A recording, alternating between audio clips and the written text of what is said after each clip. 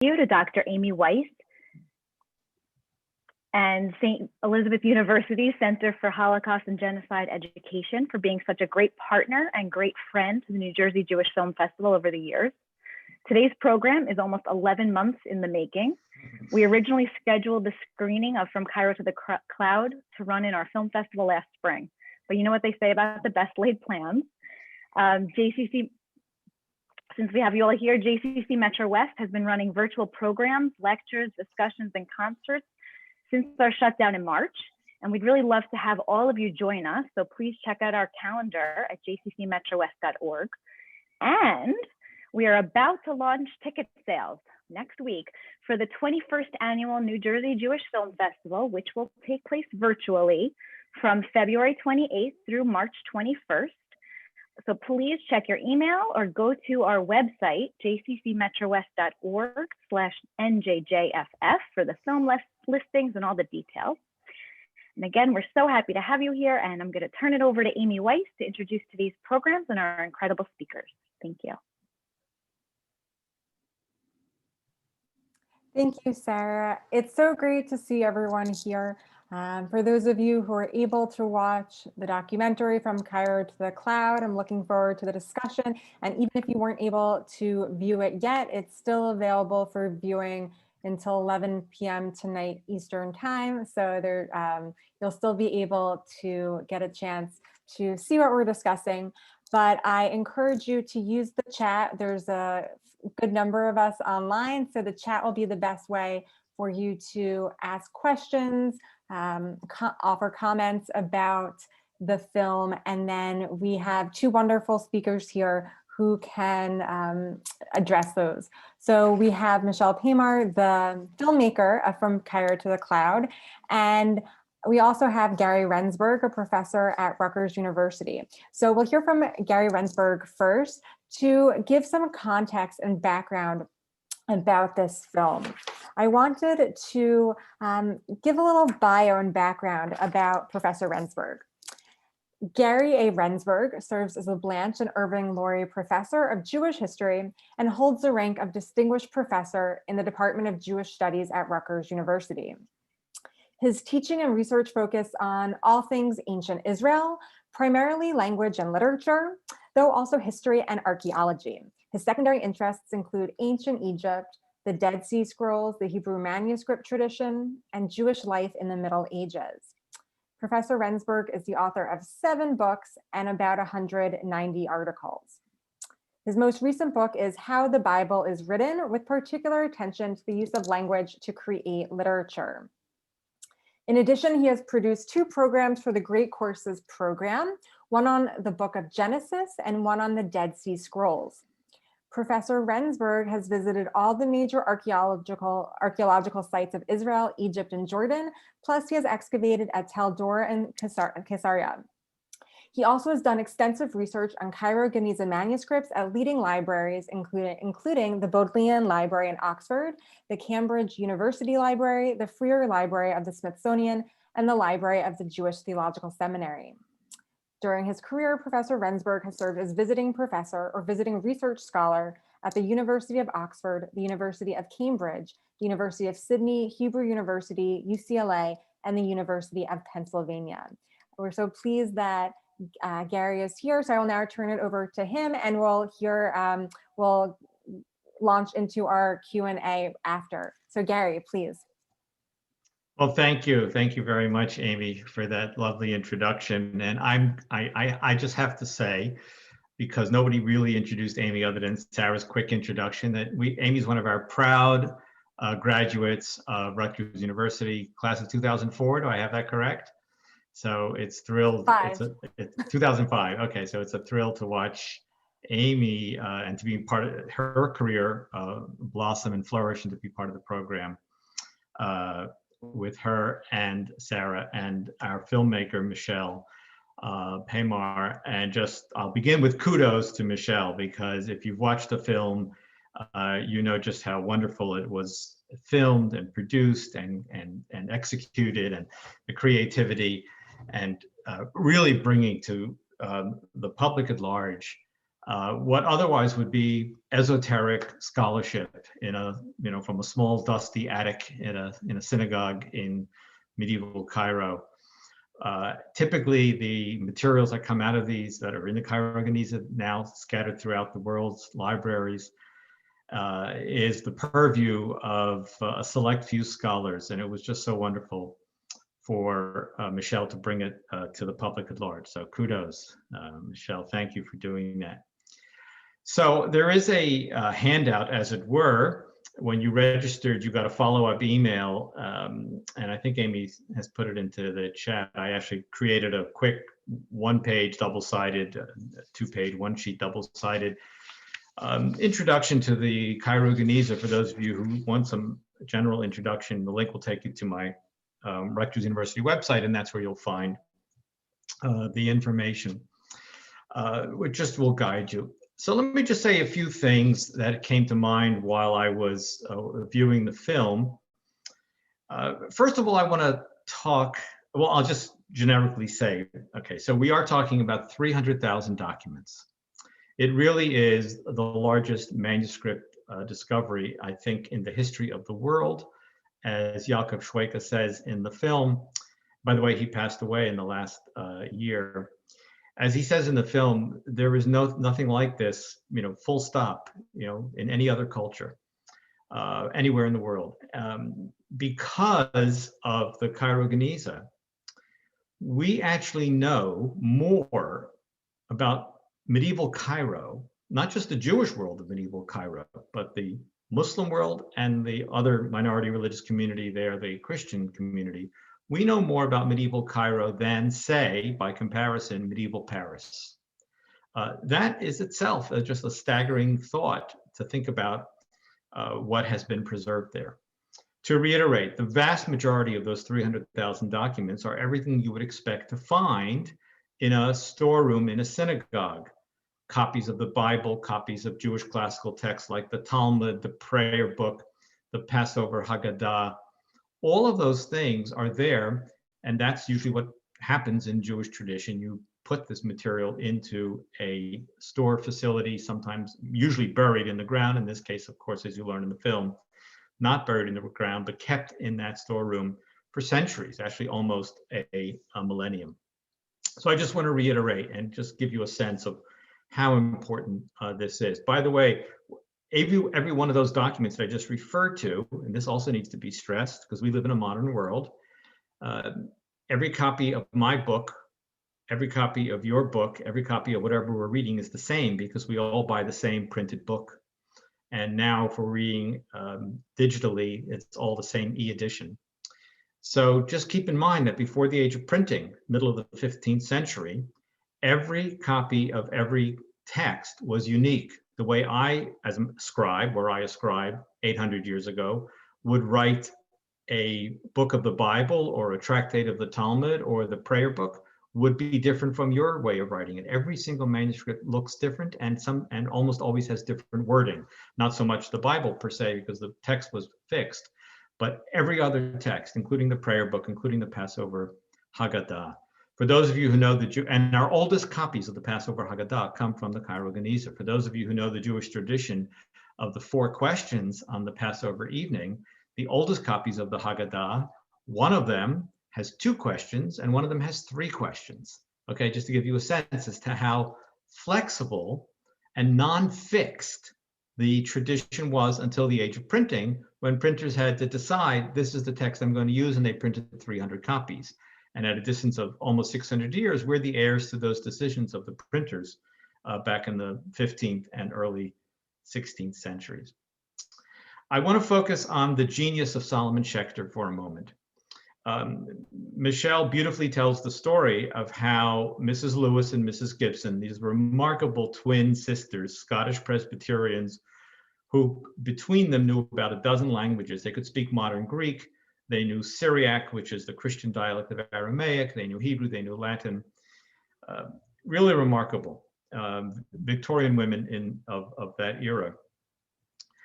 When they had traveled to Sinai, they had traveled to in Egypt. When they brought back a single leaf of the Hebrew original of Ben Sira, the book of Ben Sira, which they didn't realize what it was, and showed it to Solomon Schechter, he was able to identify it. But I want to frame his genius for you.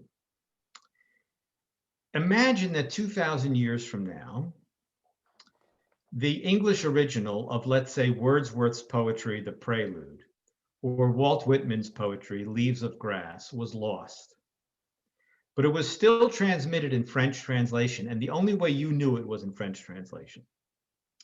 And then someone showed you a single page of The Prelude by Wordsworth or Leaves of Grass by Whitman, and you said, this is to yourself, this is the English original of the text that I only know that's been transmitted for centuries only in French.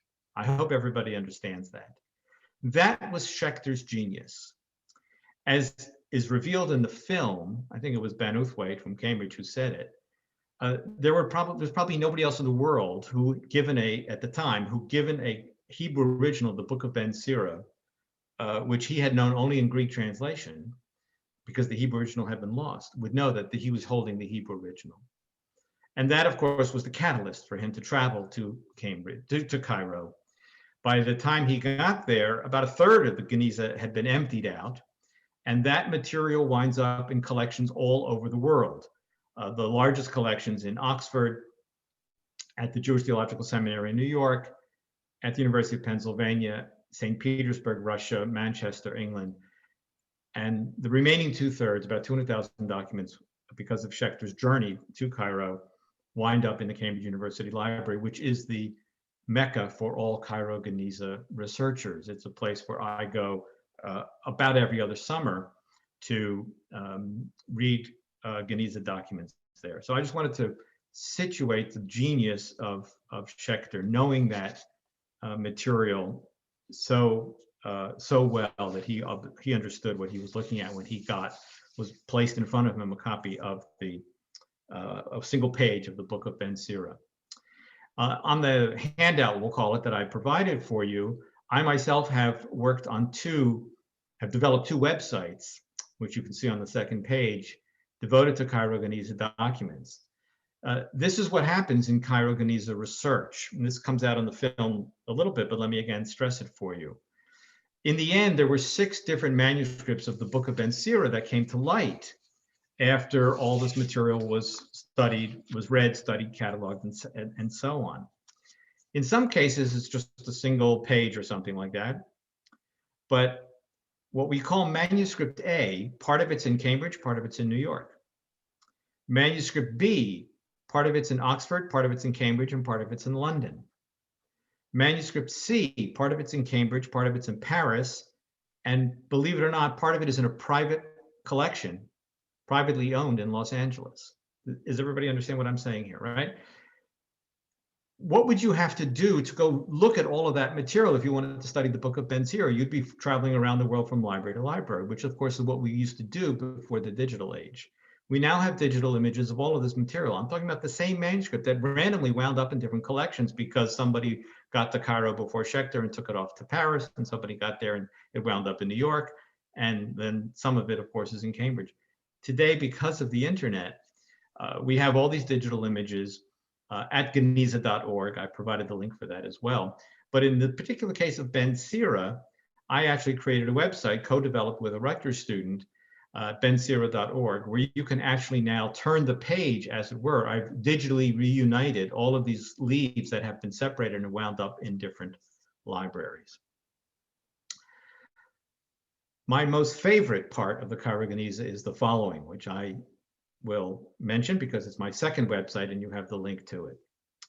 You never know what you're going to find in the Cairo Geniza, right? Okay, so you find Bible manuscripts and Talmud manuscripts. We all know that that's, of course, what you will find in any synagogue. That's what you would expect to find. Probably, this is a hard thing to say because so much of the Cairo Geniza materials, documents are so unique, but probably the most unique document there is the following. In the year 1102, a man named Johannes, a Catholic monk in southern Italy, in a small town of Oppido in southern Italy, converted to Judaism. He then had to travel. He left the Christian world and he went to the Middle East and he traveled. And he wrote he learned Hebrew, and he wrote a memoir in Hebrew, this former Catholic monk. And he tells us about his travels to Baghdad and Aleppo and to parts of what are today Lebanon and Israel. He never mentions Jerusalem, unclear if he ever went there. And then at the end of his life, he went to Cairo, and that's where he wrote his memoir. And he puts it into when he died, no doubt it wound up in the Geniza storeroom. So it's an incredible memoir. I invite you to go look at my second website. All of the documents are there, and you can read it in English translation as well. But what's even more remarkable, a couple of other documents related to his memoir. First, he wrote his own Siddur, prayer book, for his own personal use. It's in his hand. That wound up in the Hebrew Union College Library in Cincinnati. He wrote Hebrew prayers set to Gregorian chant with the music. At the end of the movie, it's not identified as such, but Michelle shows you one of those pages. It's in the Latin. Michelle can comment later. It's on one of the last few minutes of the film. And you see what looks like musical notation, which it is, not the kind that we use today, but the medieval version for Gregorian chant. And he set Hebrew prayers to Gregorian chant, no doubt the musical traditions of his youth when he was a Catholic monk. Who would have known that this was sitting in a storeroom in a synagogue in Cairo for 800 years until, of course, it was discovered by the people, including Schechter, who brought these materials out of the Geniza. And perhaps most touching of all, he changed his name to Obadiah, or Obadiah in Hebrew. Johannes became Obadiah or Obadiah. And most touching of all, and this letter is in the Bodleian Library in Oxford, when he was in Aleppo, he was given a letter by the famous rabbi of Aleppo named Rabbi Baruch. And Rabbi Baruch wrote out a letter, and he said to the new Jewish, or Jew by choice, you carry this with you for the rest of your life. If anybody questions your Judaism and your sincerity of your conversion, you show them this letter from me, the great Rabbi Baruch, the head of the Rabbinical Academy in Aleppo. And he carried it with him for the rest of his life. And that's also in the Cairo Geniza, right? The avenues of exploration from the Cairo Geniza are just remarkable. But to my mind, nothing more fascinating than the life story of our friend Johannes, the former Catholic monk who became a devout Jew, learned Hebrew. His Hebrew handwriting is beautiful. If you can read Hebrew, you could read his material today. It's a beautiful script, easily legible by anybody who can read Hebrew today. So those are just some thoughts about Cairo Geniza research. I am energized by this. I remain energized by it. And I'll just end before Amy introduces Michelle to say hello to friends and colleagues. And I see on the participant list students and former students as well from as far off as Sydney. Hello, Rachel. Good to see everybody here. Thank you. Thanks, Gary. This is great to really broaden our understanding of the Cairo Geniza documents and the research that goes into, right, and the travel that goes into looking at these documents. So I'm pleased that we're also joined by the filmmaker, Michelle Paymar, and I wanted to give you all a little bit of information about Michelle. So Michelle is the filmmaker of From Cairo to the Cloud. She also produced, directed it, and filmed it. Her independent work has been screened at festivals around the world, and she has extensive credits as a director and writer of documentary and nonfiction television programs for NBC, ABC, CBS, PBS, CBC, MTV, CTV, Travel, Discovery History, and other major broadcasters. She received a Master of Fine Arts degree in film directing from the American Film Institute and graduated Phi Beta Kappa from the University of California, Berkeley. Michelle is a member of the International Documentary Association and Women in Film. So I would like to welcome Michelle. And Michelle, I thought we could start off because we'll hear from several of our audience members with questions and comments. So I will take this opportunity to remind everyone, feel free to write in the chat any comments or questions. We will definitely come back to them. So don't feel that you have to wait for any particular moment. Feel free to start putting them in the chat and we will get to them. But Michelle, I thought you could start the discussion by telling us why you decided to make this documentary. What was it about the Cairo Geniza? And what did you want to share with all of the various audiences who have viewed this documentary? I first heard about the Cairo Geniza quite a while ago. A friend had mentioned it, and it was one of those things that just sort of twigs in your brain. And the idea that there was a kind of time capsule of medieval Egypt that existed. And then in 2011, there were two books published, one called Sacred Treasure and one called Sacred Trash. And they both mentioned that the Geniza documents were in the process of being digitized, that as Professor Rensburg was saying, that all of these documents that were scattered all over the world were going to be reunited digitally online and available and accessible to everyone. And I thought that that was an amazing thing and a great way to kind of get into the story. And I called Ben Oathwaite, who is the director of the Taylor Schechter Geniza collection in Cambridge. And I was fully expecting that the BBC would be there, Discovery would be there, major broadcasters would be there to document the digitization of these last Geniza fragments at Cambridge. And in fact, nobody was there. So I packed up my camera and my lights and went and did initial filming in Cambridge of the digitization, those last fragments, and did some preliminary interviews with several Geniza scholars and used that to make an extended trailer that I used to raise money for the making of the film. And it never ceases to amaze. It is still, new things are coming out, new discoveries are being made, new interpretations. And it seems like every month, and Cambridge does a fragment of the month, and it's just like, wow, you're kidding, this is amazing. What a remarkable, remarkable resource this is. I was really interested in the documentary when we were seeing all of the various scholars talk about their own work and the Cairo Geniza. And even towards the end of the documentary, it seemed that we were seeing new scholars that, right? So I guess my question, and this is also a question for Gary, is how many scholars work in this field looking at Cairo Geniza documents and, right, just how big is this field? And perhaps you can say more about the significance of studying these documents and their role within the field of Jewish studies. Well, I can say that, I mean, for the film, I interviewed 40 scholars, 3 generations of scholars, actually coming on 4, people who were students of Goiteins and their students and their students. And I don't know how many other people. I think I hit a lot of the major people, but I know that there's really exciting work going on in other places and by other people. Perhaps Professor Rensburg can give us some more insight onto that.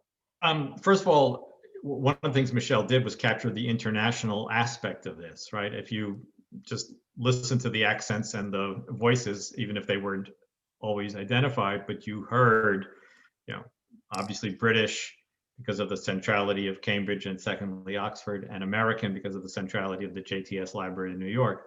But you heard Italians and Dutch and Israelis, obviously, and Arabs, native speakers of Arabic who are now engaged in this research, one at Johns Hopkins, one in Haifa. There's just the field is just open to everybody today. Once upon a time, it was a very small circle. Michelle mentioned Goitein just now, and in the movie, he was the great researcher of Cairo Geniza materials. But the the collection in Cambridge sort of languished for many, many years. You had to journey there, and it was not the world we live in today, where you can just get on a plane and be in Cambridge overnight from the east coast of the U.S., for example. And Stefan Reif, who is in the movie several times,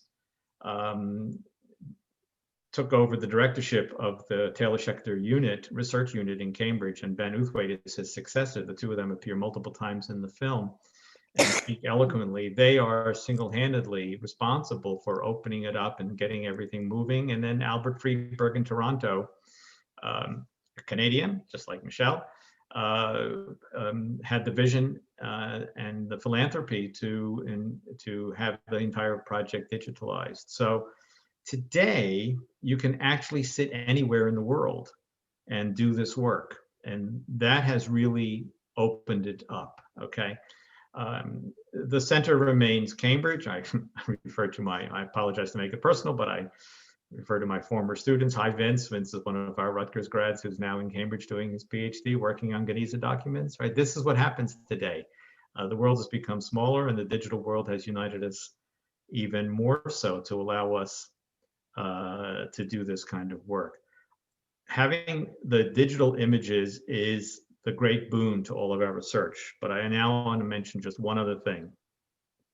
There is nothing like handling the documents yourself. I make the following comment, which is a joke, but serious to my students. On the screen, they all look the same. They all look the same size because they fill up your screen, right? And not until you hold them and see, oh, and there's always a centimeter ruler there, but is anybody really thinking, oh, that's 15 centimeters or that's 40 centimeters or something? You don't really do that because the images in front of you all look the same until you physically hold them, which I've had the privilege to do in multiple libraries around the world. That's when it becomes the thrill of research. And so, yes, there's multiple generations engaged in this kind of research today of an international scope. Great. And I see we have several comments and questions coming in. I just wanted to ask one question. And now I know the documentary mentioned that this was the unanswerable question, but I figured for those of you at home who also have this question, I would ask it. Why is it that the Cairo Geniza, these documents were never buried, that this was the final step, that this was the warehouse, the repository where the documents, and here we know that it wasn't just documents that had liturgy and prayer, but just any document with Hebrew on it, that it was supposed to be stored here until its final resting place and it was going to be buried. But that never happened. And in some ways, that's great news for Jewish history. But I'm curious if you can offer some more information about why scholars think that step was never taken. There are a lot of different theories. As Ben Oathwaite points out in the film, the actual physical structure of the synagogue was rebuilt and torn down and rebuilt time and time again. One theory that several scholars believe to be true is that during one of these renovations, they decided to make a very, very enormous Geniza chamber. It's big.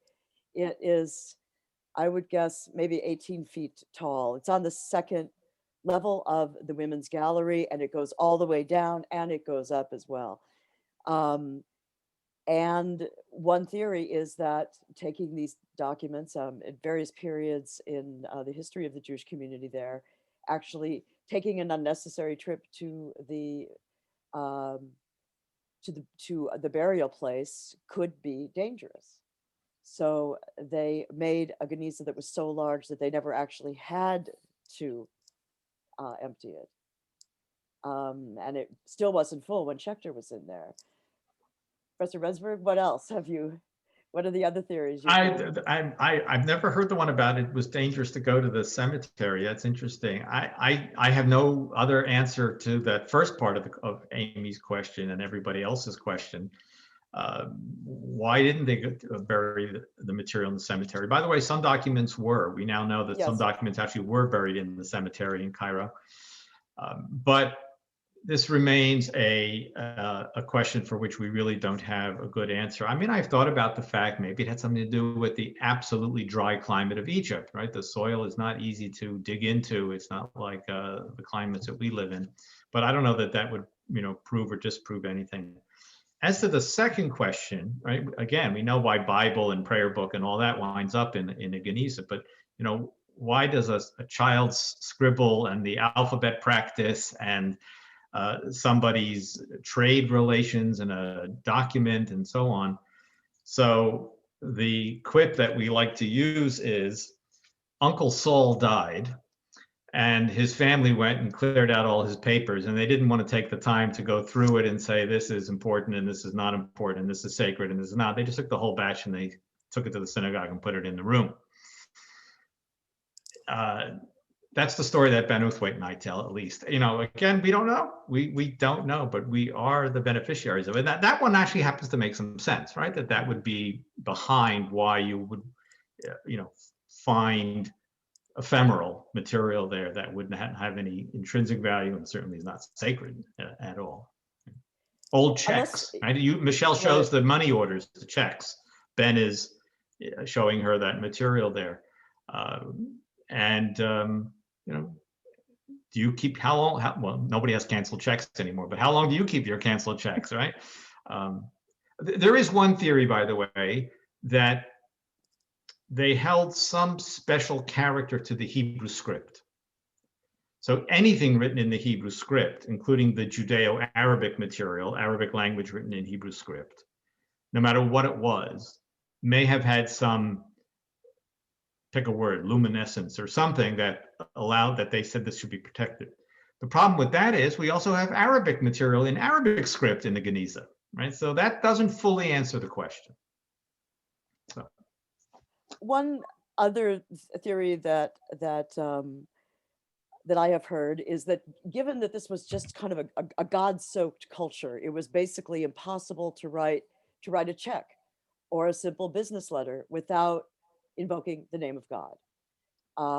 And so it appeared in virtually all written documents. Even if you were just writing a business letter, there would be these kind of stock phrases that people would use that would invoke the name of God, would refer to prayers, they would be quotations, to the extent that Geniza scholars recognize them from the first word. And, and it with Goitein, he'll write ... And it'll be that everybody will know that this is the typical invocation that's used. So given that so much written communication did contain the word of God, as Professor Rensburg was suggesting, why go through and sort through them? It's all going to have some meaning and therefore should go into the Geniza. But I'm with you. I think that, if anyone has ever had the experience of cleaning out the house and the papers of a loved one, you've gone through this. What do you keep? What do you give away? To what extent are you responsible for maintaining the memories of that beloved person, memories that don't include you? You can imagine that, some great-great-granddaughter of Maimonides downsized, and she had all of Grandpa's old papers, and, he already published what he wanted to publish. These were just drafts, so it wasn't what he chose to keep. So let's just put him in there. And there seems to be some evidence that families did that there are family archives, particularly the Maimonides family is quite well represented in the Geniza documents, that somebody was keeping them and that they eventually made their way into the Geniza. All right, we have several comments coming in. So I think what I'll do is I'll ask two of them at a time, and then that way it can give us some more flexibility. Jeffrey Bird asks, can you tell us about documents related to the poet Judah Halevi found in the Geniza? And Robert Strachler, I hope I'm saying that right, Strachler, asks, since some documents are written on both sides, how does that affect digitization? Michelle, should I? Yeah, the only thing I can say, I can speak to the digitization a little bit more readily. They are digitizing both sides. And that's been a boon for scholarship.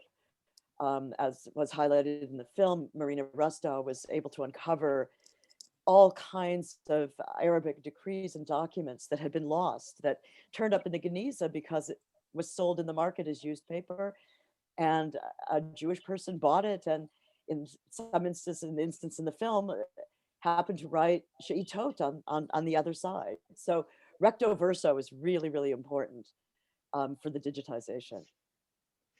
When we speak about, and just to give you the numbers, when we speak about 300,000 documents, that's the number of documents, but I think the number of images available now at Geniza.org is 700,000, which means that you might say, shouldn't it be only 600,000? I don't know because why it is, but it could be fragments, which actually are a single document, but it gives you a sense that they are, of course, photographing, imaging both sides, right? What we call the recto and the verso of these documents. So 300,000 documents, 700,000 images gives you a sense of that.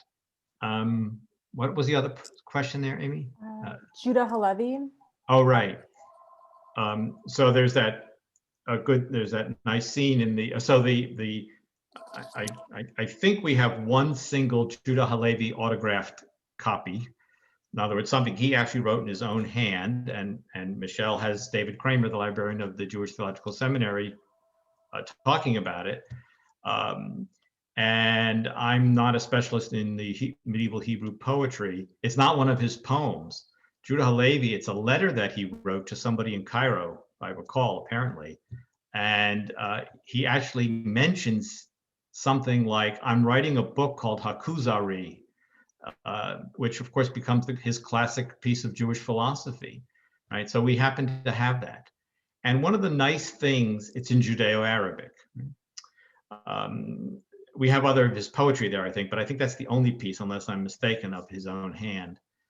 And one of the nice comments that Pete von Boxel, retired librarian at the Bodleian, says in the movie about Maimonides, when you're looking at these documents where he scratched out and he put in a little margin, he says, you don't see Maimonides writing, you see Maimonides thinking, right? He's actually, you can see the mind of the author at work. Things that will never be captured for all of our writing today, correct? Because once you delete and go back and reword it and on your computers, it's not being preserved. So keep your drafts, okay? And you could say the same thing about Judah Halevi right there, right? In that instance, you see his mind at work. He's actually thinking about how he's going to write this book, Hakuzari, which is his classic work, as I mentioned, of Jewish philosophy. Viviana G has asked, and I think before we go to any other questions, we should address this. Can you please talk about the origin and meaning of the word Geniza? Simple Hebrew word for storeroom. For those of you who know Hebrew, like all the Semitic languages, everything is built on a three-letter root. So if you know Hebrew, it's Gimel Nun Zayin, equivalent to English G N Z. And so that gives us this word in Hebrew pronunciation, Geniza, anglicized as Geniza. The word means to store or to hide or to treasure, if there's such a verb. And so that's the storeroom. Great, thank you.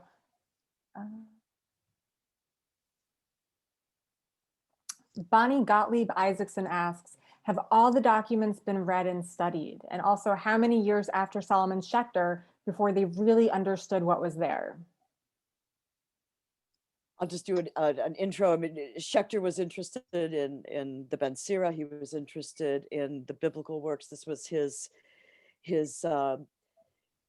fascination, and the other things, the other documents, which S.D. Goitein started to go through in the 50s, had actually been labeled rubbish. It was going to be thrown out. And it was Goitein who recognized the value of these other documents, what they call the documentary Geniza. But the remarkable thing to me is that things keep turning up and new interpretations keep turning up and new joins keep turning up. They are continuing to find pieces from the same leaf or from the same book.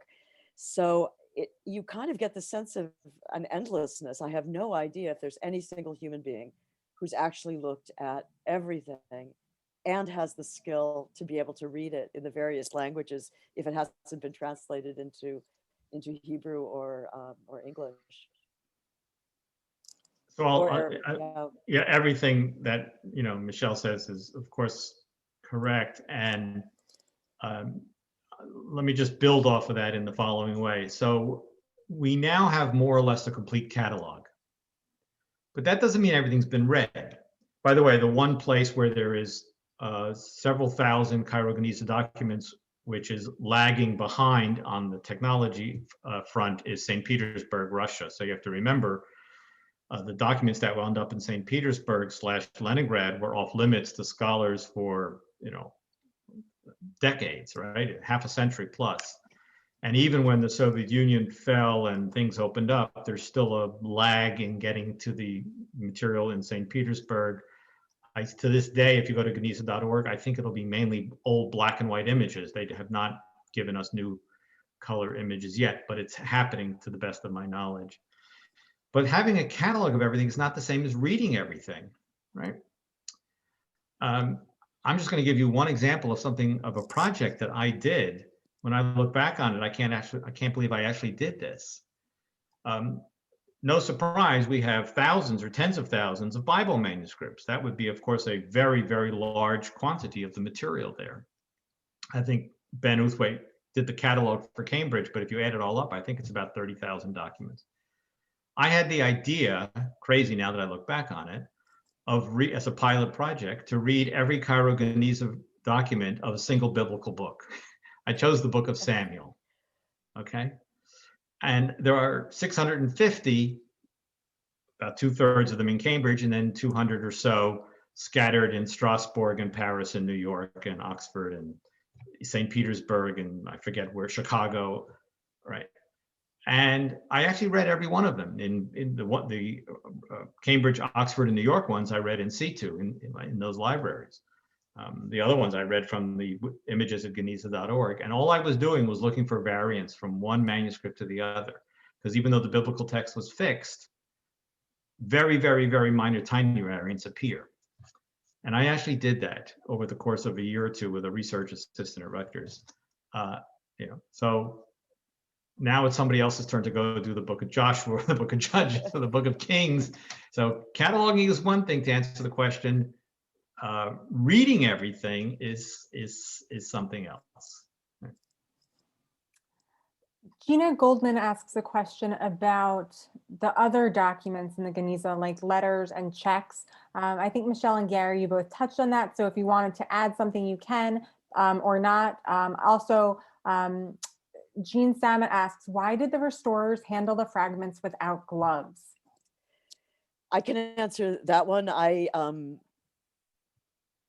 went back and forth. There was actually a very short scene where the conservator talks about why she does that, but it took too long and it didn't really make a lot of sense. But I was shocked as well. And none of them use gloves because they need to have the very fine sense of the delicacy of those pages. And if they have gloves on, they could actually do more damage. So the workers, everybody has very, very dry hands. There is, not a moisturizer in sight. And that's the way they do it now. It was exciting for me because I got to touch as well. It's quite thrilling. I'll chime in with another point added to what Michelle just said, which is absolutely correct. Every library does it differently. In Cambridge, as you saw, everything is under these big plastic sleeves, which of course are state-of-the-art preservation things once the conservators have done their work. And then they are put into these thick plastic cases. It's a type of mylar, I think, that preserves them. But other places, they don't do that. And in fact, in Oxford and at the Freer Gallery of the Smithsonian, I've also touched them with my own hands. And of course, that's a thrill and there's a value to that. And I want to add one really important point. This is true of medieval manuscripts in general, not just those from the Cairo Geniza. Those that are written on parchment, remember, parchment are animal skins, which have been cured and tanned, and the hides were turned into parchment. If you read a medieval manuscript made out of parchment, and this is true even in Cambridge, not the Geniza material per se, the librarians actually want you to touch it. Let me use the analogy. Do you have any old leather belts or leather jackets in your closet that you haven't touched in 10 years? What happens? They begin to crack, they get brittle. Everybody's had that experience. The moisture from our hands is actually good for the parchment. With paper, it's different. But for the parchment manuscripts, it's actually, there's a benefit to yes, you don't lather up with lotion, but just the natural oils or whatever that come off of our skin. That's actually good every couple of years for somebody to pull out a manuscript and touch it and turn the pages. We have two additional questions, one from Abby Meth Cantor. Have other ancient Genizot been found whose contents have historical or theological value? Is there a search ongoing? And then Kaspars Ozolins says, hi, Dr. Rensburg, thanks for a wonderful talk. Could you speak to the role and use of Hebrew in medieval Cairo as evidenced by the Geniza? And given that it appears that the language became extinct after the Bar Kokhba era. Right, okay. As far as, hi Kaspars, but let me go to the first question first. As far as other such finds, and less famous and less well known than even the Cairo Geniza, among the populace at large, at the same time period in the 1890s, two Oxford graduate student archaeologists went off to Egypt to a place called Oxyrhynchus, a very strange name of a town.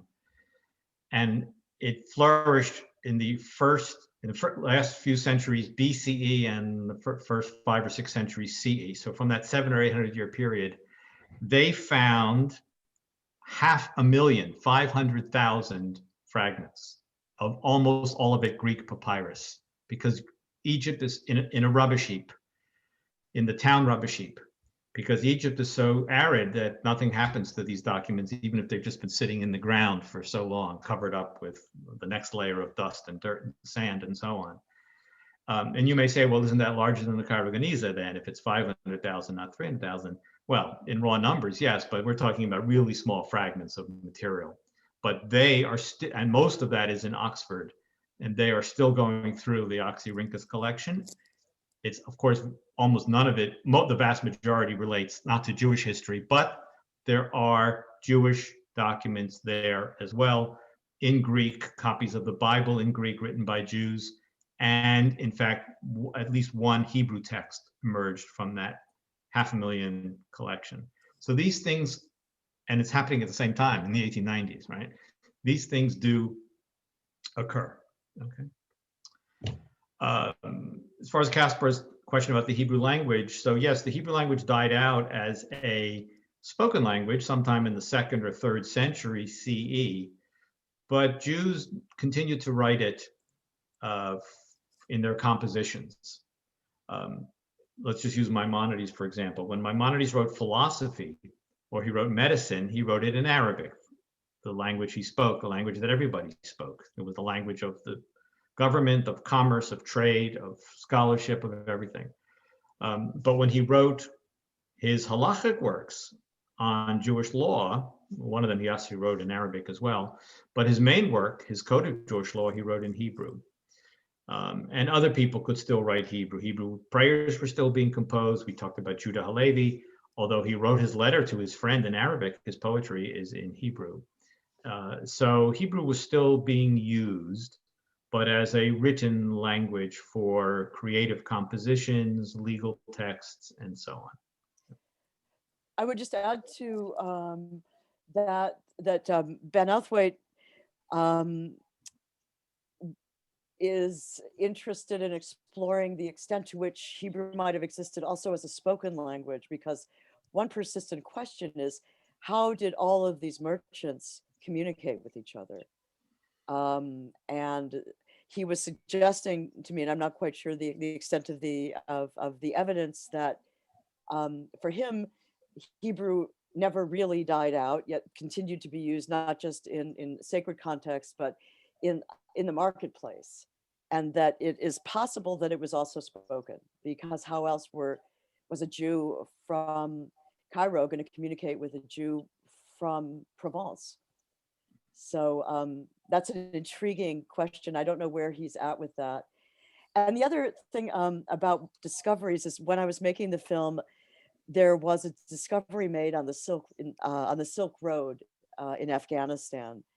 And a lot of the documents looked like they were from our same Geniza period. And there was at first a theory, I believe, that it might have been a Geniza. I think now the thinking is that it might have been a family archive.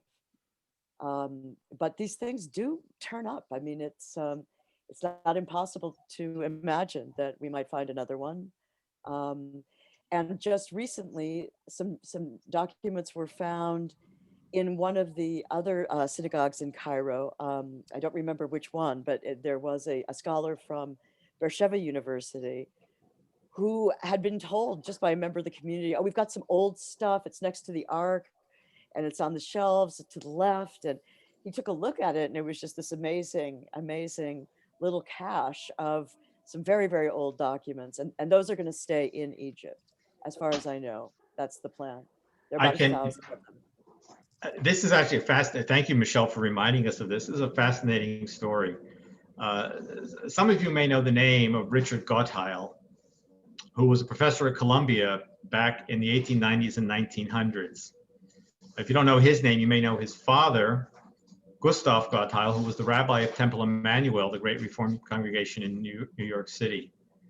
And in 1905, Gottheil the son, the professor from Columbia, went off to Cairo and saw all these amazing manuscripts, which he described in detail in a famous academic article, which we still cite today. There are very few Jews left in Egypt. What happened to all these great manuscripts? And those are the ones that Michelle's just talking about. Yoram Meital of Ben Gurion University went to this old synagogue, which still belongs to the Jewish community of Cairo. They all still belong to the Jewish community, even though we're talking about just a few dozen people in Cairo and a few dozen people in Alexandria.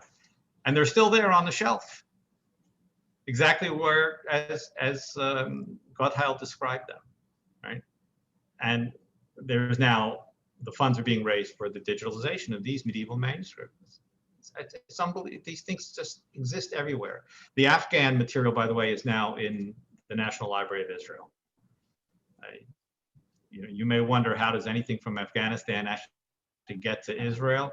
Through intermediary Swiss antiquities dealers or something. It makes its way to Israel. I did what I could to try to find out like exactly how they pulled that off. It wasn't all of them. I think it was, they had identified the documents of particular interest, and I couldn't get anybody to tell me how much they had paid for it. Right. Yeah.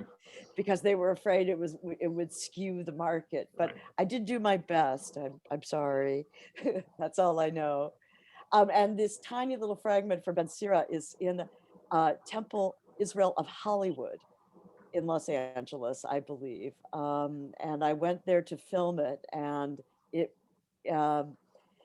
it was in deep storage. It wasn't even on the wall. They were in the process of redoing the synagogue, and I was urging them to please give that fragment a place of honor. But the Friedberg group, actually, a team was sent to LA to photograph that one document for the corpus of Geniza documents that's on the website now. They were very, very thorough. We have time for just a few more questions. So I think what I'll do is I'll read the remaining questions, and then I'll leave it up to the two of you to decide what you'd like to answer. Fran Malkin and JD both have complementary questions about connecting all of the different fragments and this idea about lessons of the discovery and the process of piecing history together. And how was that process of piecing everything together and finding, especially if all of the documents made it into private collections, different libraries, how is the process of piecing everything together? And then Mark Beal also asks about the liturgy of Shabbat evening and day during the times of the Geniza, and if you can offer any comments about how that differs from today's Orthodox or conservative services. And Mark also wants to know, Gary, do you have any favorite documents from the Geniza? What are they and why are they special to you? Is there any mention of music or musical instruments in the Geniza documents? And then Gina Goldman also asks, or she says, 300,000 documents seems so incredible. So many must have been dissolved. We heard about the jumping in and the dirt. Is there any estimate of how many there may have been in total? So a variety of questions. I will leave it to you what you would like to respond to.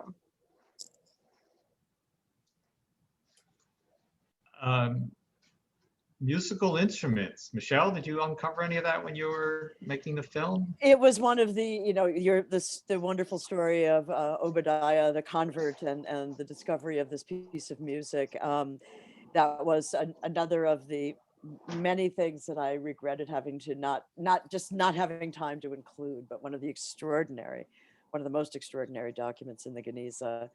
But in terms of the joins, what I can say is that it was developed by some of the same people who had developed facial recognition technology. So they actually, they were wondering, could they train the computer to recognize handwriting? And the results it gives you, it's very, very interesting. If you're interested in one particular fragment and you tell the software to find you a join, it returns it like a Google search. The one starting with those most likely to be a match, and then you go down. So the determination of whether or not it really is a join, that's a question for scholarship and for humans, but the computer gives a lot of information to get that process going, and they still keep finding them. There were so many different questions there.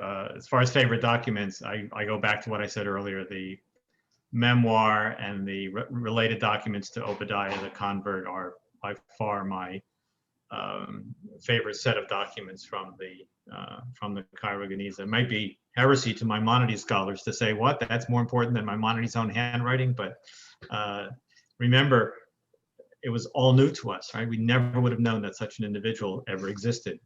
With Maimonides, of course, his material has been transmitted down to the present day. This was a brand new discovery from the Geniza. That material remains my favorite grouping, my favorite material.